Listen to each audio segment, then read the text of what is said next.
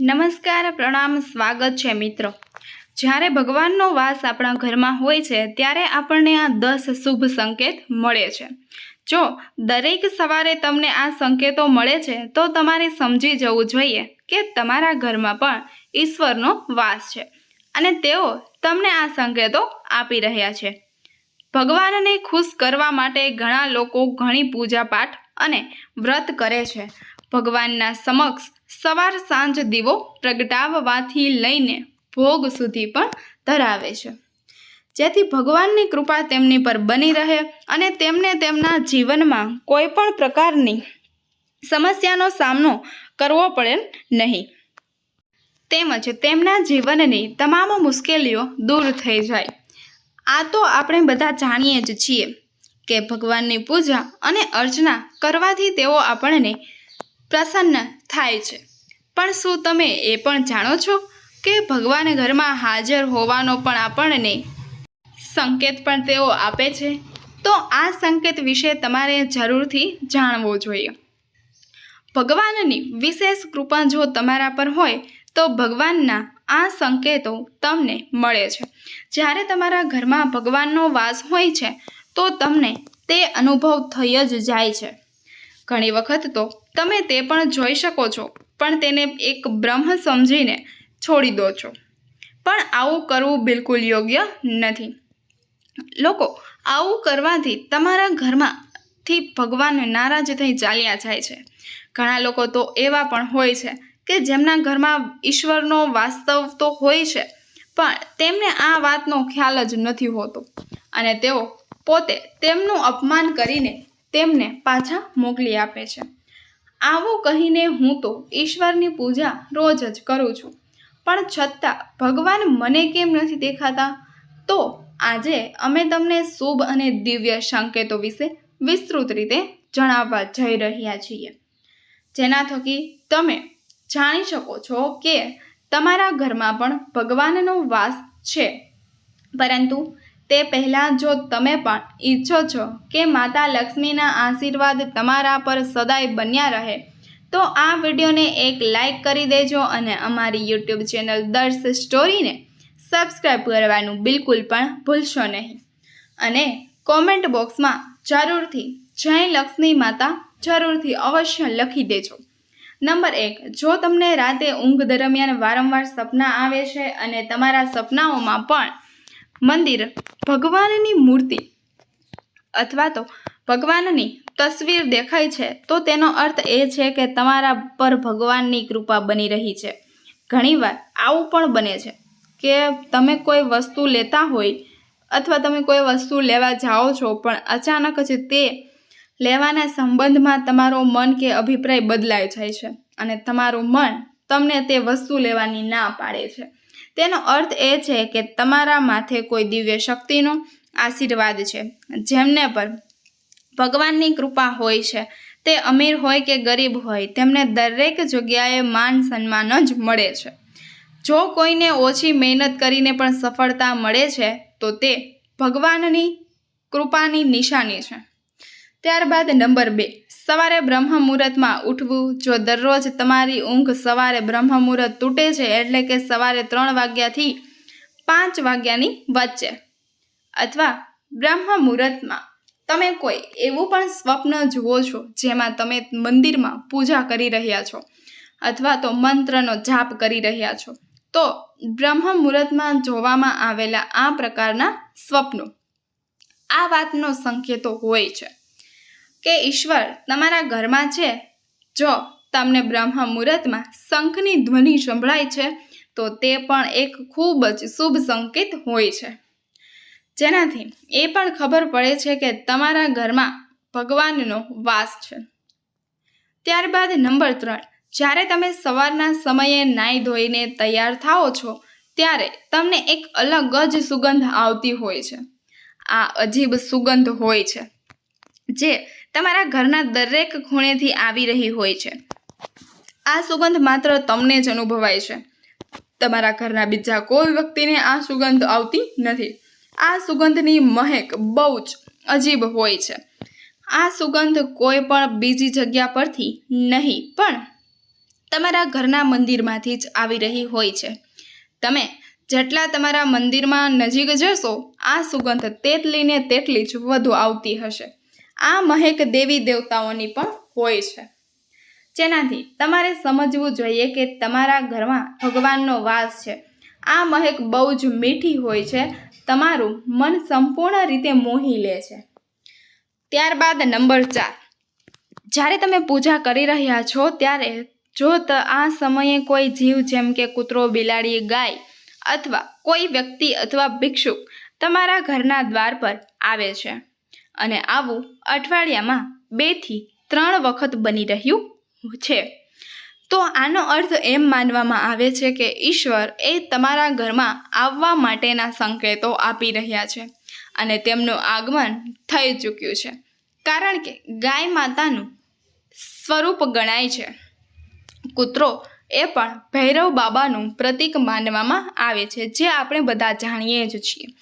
તેથી શક્ય છે કે ઈશ્વર કોઈને કોઈ સ્વરૂપમાં તમારા દ્વાર પર આવ્યા છે. આવી સ્થિતિમાં તમારે તેમને ભગાડવાનું નથી ને ખાલી હાથ પણ જવા ન દેવાનું. તમારી ઈચ્છા શક્તિ અનુસાર તમને કંઈક ને કંઈક જરૂરથી આપવું જ જોઈએ. તમે તેમને ભોજન પણ કરાવી શકો છો અને તેને માન સન્માન સાથે તેને વિદાય કરવી જોઈએ. નંબર 5, ઘરના મુખ્ય દ્વાર પાસે ચકલીનો માળો બનાવવો. જો તમારા ઘરમાં અથવા તો તમારા ઘરના મુખ્ય દ્વારના નજીક ચકલી પોતાનો માળો કે તેનું ઘર બનાવે છે, તો તે ખૂબ જ શુભ સંકેત તરીકે માનવામાં આવે છે. તેનાથી ખબર પડે છે કે તમારી પૂજા સફળ થઈ છે અને ભગવાન તમારા પર પ્રસન્ન છે. ચકલી કે તેના બચ્ચાને તમારે ક્યારેય પણ બીવડાવવા ન જોઈએ, પરંતુ તેમને દાણા, પાણી જરૂરથી આપવું જ જોઈએ.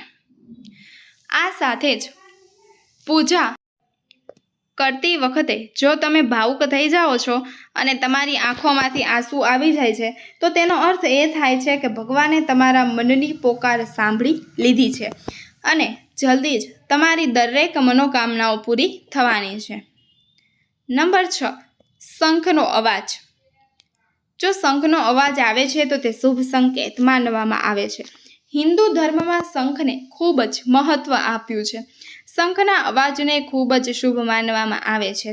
કોઈ પણ શુભ અવસર અથવા તો પૂજા પાઠમાં શંખ જરૂરથી વગાડવામાં આવે છે.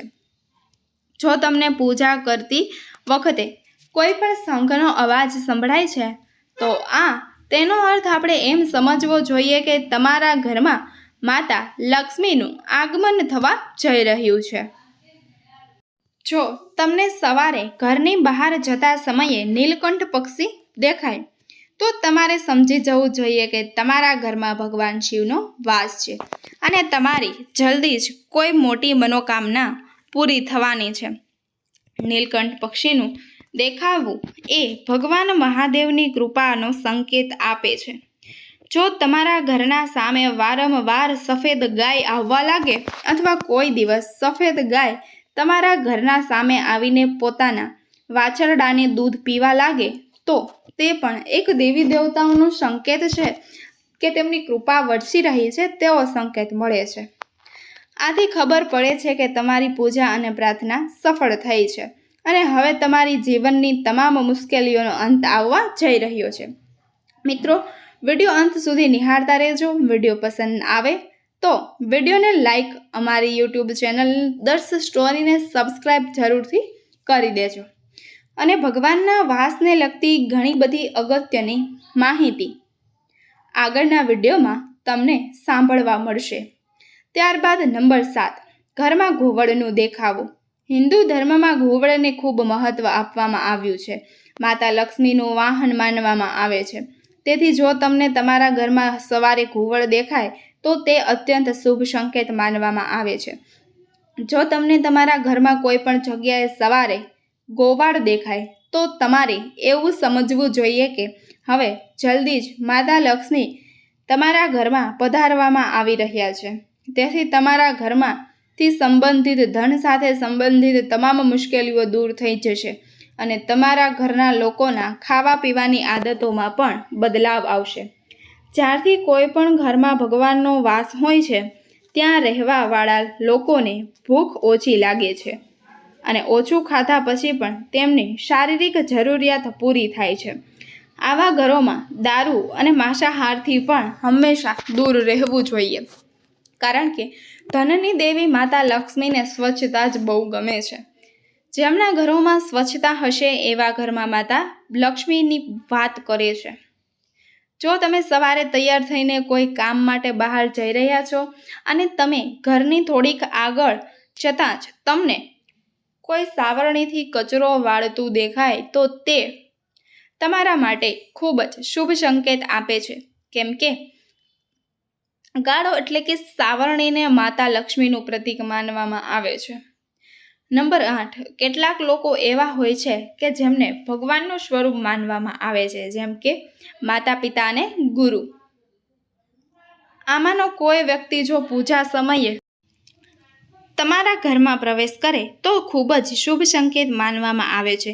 પૂજા કરતી વખતે જો ભગવાનની મૂર્તિ કે પ્રતિમા પરથી કોઈ ફૂલ અથવા માળા તમારા નજીકમાં પડી જાય તો તે પણ ખૂબ શુભ માનવામાં આવે છે.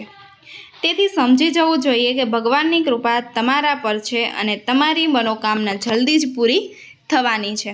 નંબર 9, પૂજા દરમિયાન ઘરમાં કોઈ મહેમાનનું આવવું ઘરમાં આવેલા મહેમાનને ભગવાનનું સ્વરૂપ માનવામાં આવે છે. અને જો તમે પૂજા કરી રહ્યા હો અને તે સમયે કોઈ મહેમાન તમારા ઘરમાં આવે તો તેનો અર્થ એ છે કે સાક્ષાત ભગવાન તમારા દ્વાર પર આવ્યા છે. સાથે તો આવેલા મહેમાનને તમારે ભરપેટ ખાવાનું અને કોઈ પણ ભેટ લઈને આવે તો તેનાથી એવું જ સમજી લેવું જોઈએ કે ભગવાન તમારી પૂજા સ્વીકારી લીધી છે. અને જો પૂજા દરમિયાન ચાલુ દીવાની જ્યોત એકાએક તેજીથી બળવા લાગે તો તમે સમજી જાઓ કે તમારી પૂજા સિદ્ધ થવા જઈ રહી છે અને ભગવાનની કૃપાથી તમારા દુઃખભર્યા દિવસો જલ્દી જ વિદાય લેવાના છે અને તમારા ઘરમાં ખુશાલી આવવાની છે. મિત્રો, આ તમામ માહિતી સામાન્ય રસ રુચિને ધ્યાનમાં રાખીને આપવામાં આવી છે. અમારો હેતુ ક્યારે પણ કોઈની ભાવનાઓને ઠેસ પહોંચાડવાનો હોતો નથી અને ક્યારેય પણ અમે આ સંદર્ભમાં કોઈ પણ દાવો કરતા પણ નથી. જો આ માહિતી તમને પસંદ આવી હોય તો વિડીયોને લાઈક કરી અને અમારી આ પોતાની યુટ્યુબ ચેનલ દર્શ સ્ટોરીને સબસ્ક્રાઈબ કરજો અને કોમેન્ટ બોક્સમાં જય લક્ષ્મી માતા જરૂરથી લખજો. વિડીયોને અંત સુધી નિહાળવા બદલ આપ સૌનો ખૂબ ખૂબ આભાર. ફરી મળીશું એક નવા વિડીયો સાથે. ત્યાં સુધી આપ સૌનો ખૂબ ખૂબ આભાર. ફરી મળીશું એક નવા વિડીયો સાથે. Thank you for watching.